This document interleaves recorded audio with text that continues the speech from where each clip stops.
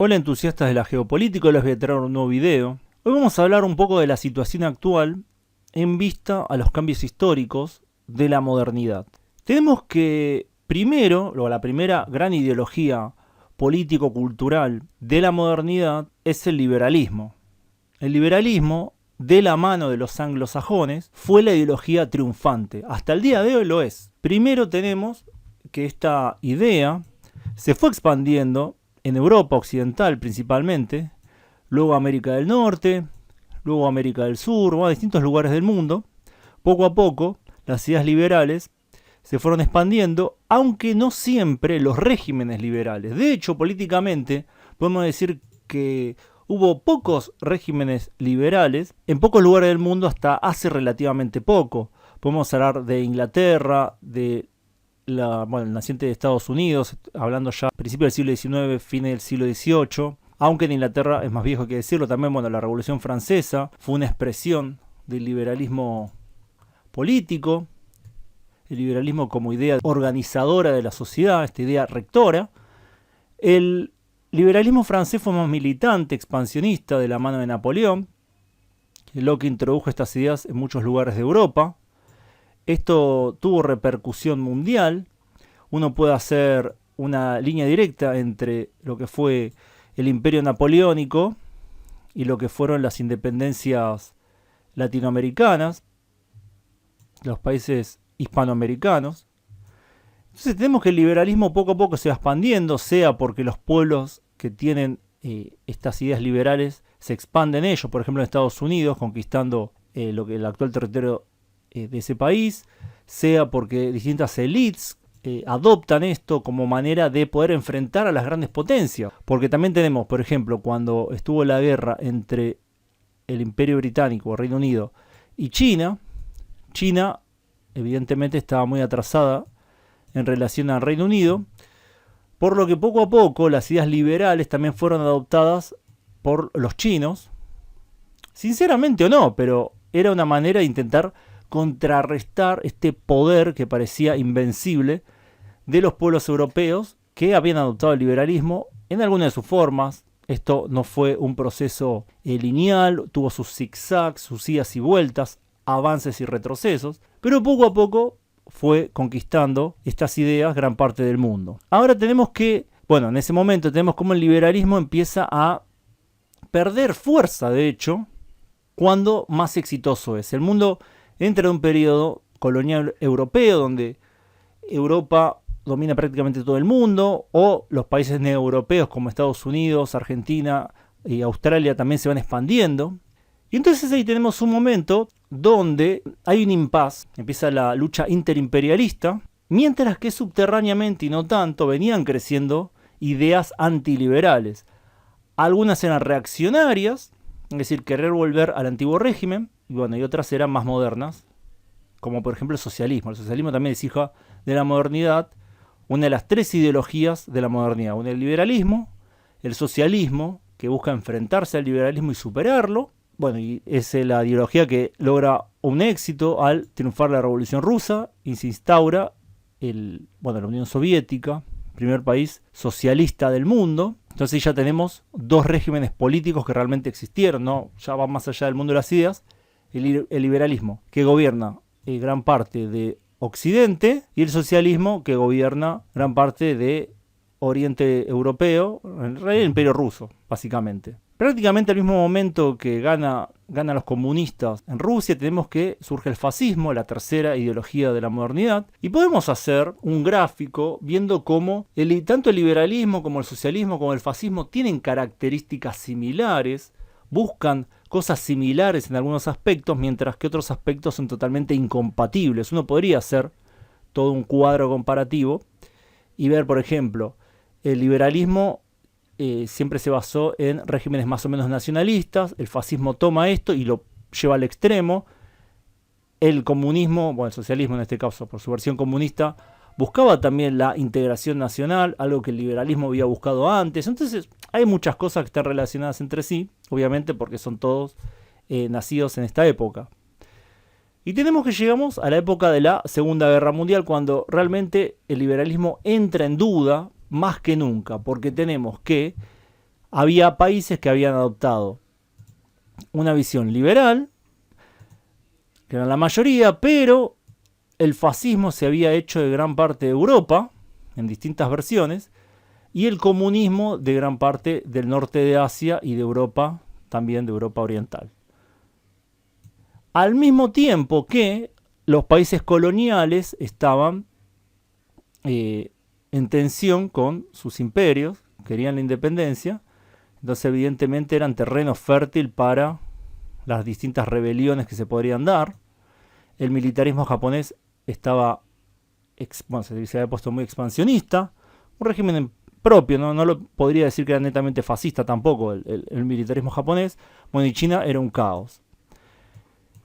En este momento, si vemos estratégicamente lo que tendría que haber pasado si hacemos una historia alternativa, obviamente incomprobable, es una alianza entre el fascismo y el comunismo para derrotar al liberalismo, que era la ideología más fuerte en ese momento, que dominaba la mayor parte del mundo directa o indirectamente. Bueno, esto no sucedió.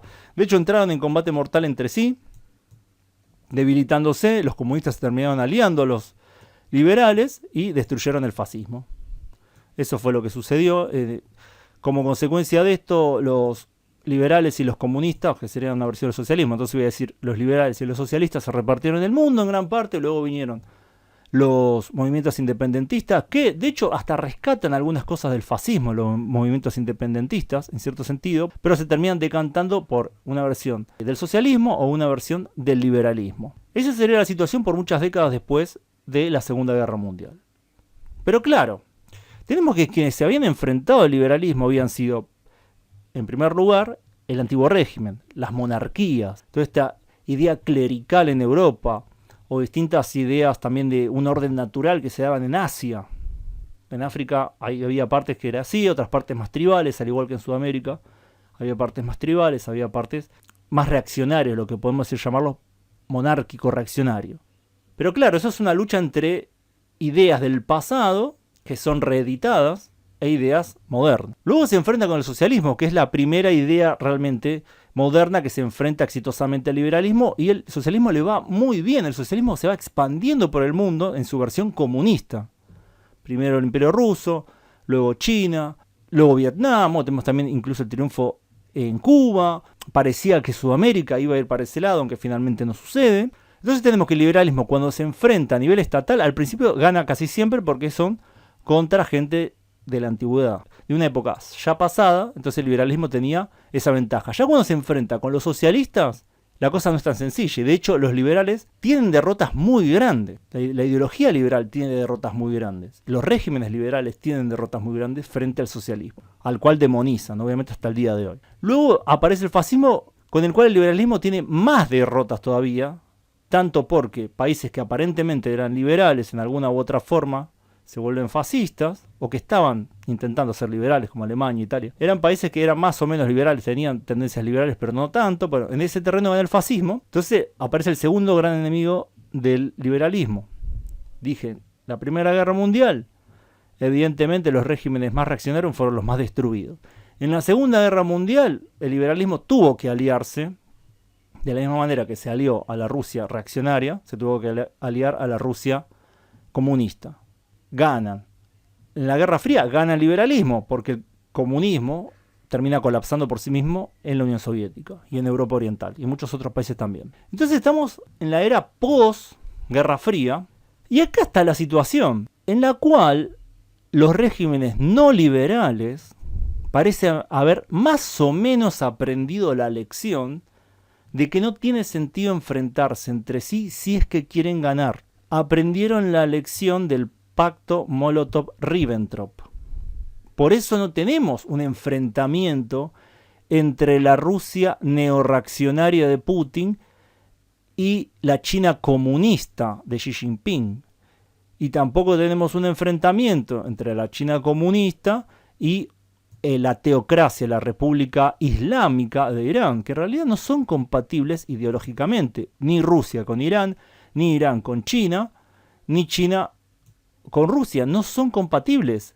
Pero estratégicamente sí les conviene aliarse, de la misma manera que les conviene aliarse a la República Árabe de Siria, de Assad, de la misma manera que les conviene aliarse con los regímenes militares del Sahel africano, de la misma manera que les conviene aliarse con este resabio neosocialista de Nicaragua, Venezuela, esto es un resabio comunista de Cuba, a pesar de que ideológicamente no son cercanos para nada. Estos regímenes, y qué hablar de la Hungría de Orbán, por ejemplo, que también es muy cercana a Rusia, por ejemplo, y también es cercana a China. La Hungría de Orbán es también bastante cercana a China en términos de acuerdos políticos y comerciales y de inversiones y demás.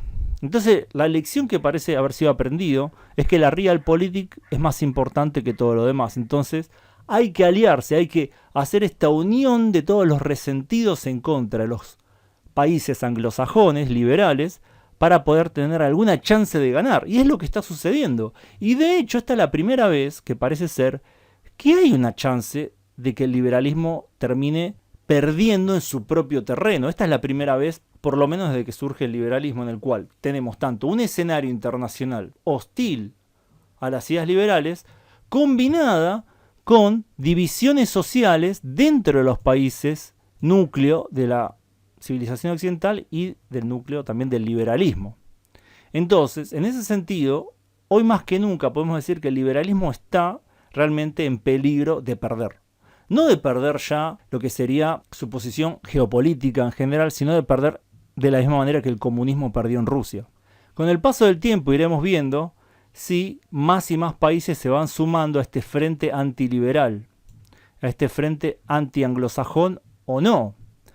También los países núcleo, tanto de la cultura occidental como del liberalismo, tienen alianzas estratégicas, como por ejemplo con Arabia Saudita, con India. India es un lugar igual bastante complejo porque tiene buenas relaciones con Rusia también, pero tienen relaciones muy buenas los países núcleo con, por ejemplo, Europa Oriental, con Polonia, los países bálticos, con bastantes partes de África, de Sudamérica también. Entonces, todavía el escenario internacional no es totalmente negativo, desde el punto de vista liberal. Pero poco a poco se está volviendo así, tanto por el éxito económico de las potencias orientales como por su éxito político, en el sentido de poder aliarse más allá de las cuestiones ideológicas. De hecho, vemos países como por ejemplo Bolivia, que en realidad es un país liberal, tanto económico como políticamente, que se termina alineando más con Venezuela y con Rusia en algunos aspectos que con un país liberal como Estados Unidos. Entonces, la cuestión es compleja. De hecho, es hasta previsible pensar una gran alianza antiliberal, en el sentido de las potencias liberales, y anti-anglosajona. Ya que si este núcleo cae, si cae Reino Unido y si cae, obviamente ni hablar de si cae Estados Unidos, en realidad solo si cae Estados Unidos ya se acabó, game over para el liberalismo, pero incluso si se llega a perder Reino Unido o Francia, esto sería un golpe terrible para este mundo liberal, o por lo menos dirigido y gobernado por alguna facción del liberalismo. Así que es una situación interesante, es una situación compleja, todavía está abierto, puede pasar cualquier cosa, también puede darse que estos regímenes orientales y sus aliados colapsen, sea por rencillas entre ellos, sea porque sus pueblos se rebelen en contra de esos regímenes, sean por crisis económicas, naturales y demás. Todo puede pasar, pero creo que es la primera vez donde esta realpolitik es asumida por las potencias, mientras que la anterior vez esta realpolitik no existía. Los países no liberales no se aliaban entre sí, eran muy malos para la política internacional y se terminaban enfrentando a otros países no liberales y destruyéndose entre sí muchas veces. Hoy en día eso no es tan así. Así que me parece muy interesante y quería señalar esto. Gracias a todos por su tiempo y gracias especiales a quienes colaboran con el canal en Patreon, donde pueden acceder a contenido exclusivo además de aparecer en los agradecimientos del video de este canal y mi otro canal, Ultra Argentina. Nos vemos pronto, saludos.